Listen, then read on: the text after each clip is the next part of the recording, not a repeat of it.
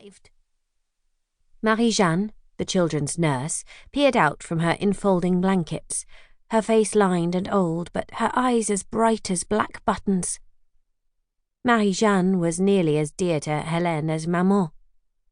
Her comfortable face, so familiar and unchanging, always reassured the child, and in times of uncertainty or distress, her arms were always warm and sure. "I'm afraid not, Marie-Jeanne," replied Madame St Clair. "We're at an inn. Still, we should be able to get warm and have something to eat, which will make us all feel better." Gently, she woke the sleeping Louise, who complained miserably at being disturbed. The carriage door swung open, and Émile St Clair looked inside. He glared at Louise, who was still moaning, and immediately the child was silent. "We'll stop here for a meal and then move on," he said to his wife. "I want to be in Paris tonight." His family disentangled themselves from their rugs and clambered down from the coach.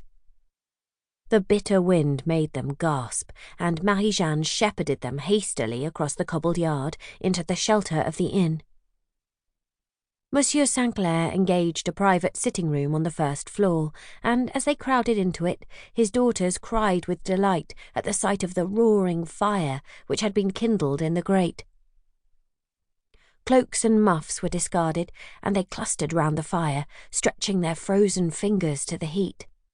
Hélène sat down on a tuffet by the hearth to bring her nearer to the flames, and, extending her feet towards the blaze, felt a delicious though painful prickling as the numbness left her toes and warmth crept back into her body.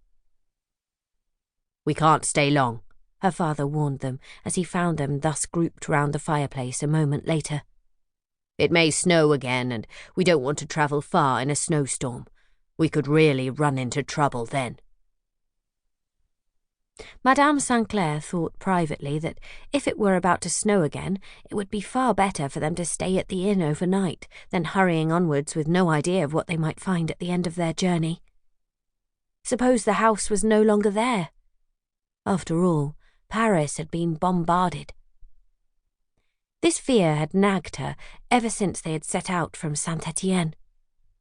The world had changed irrevocably since they were last at home in Paris, and she wished Émile had waited for answers to the letters he had sent before removing the family from the comparative safety of their country house.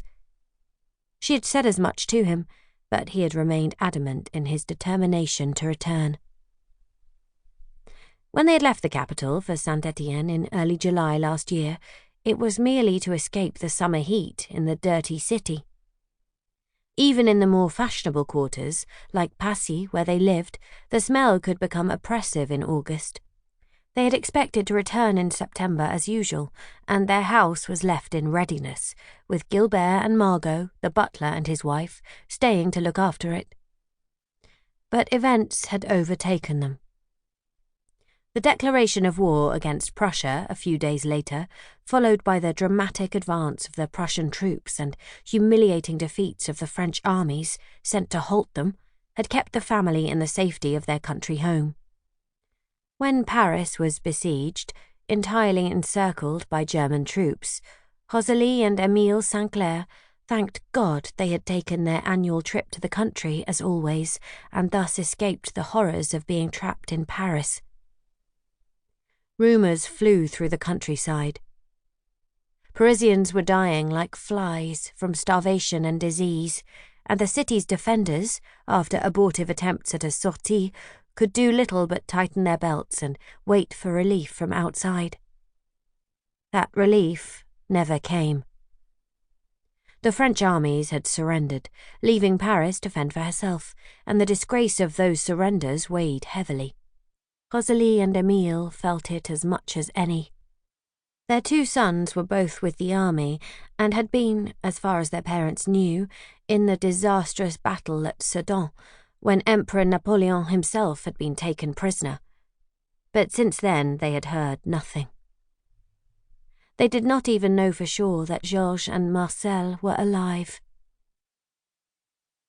Fear for the safety of her sons was another thing that haunted Rosalie. It was with her day and night,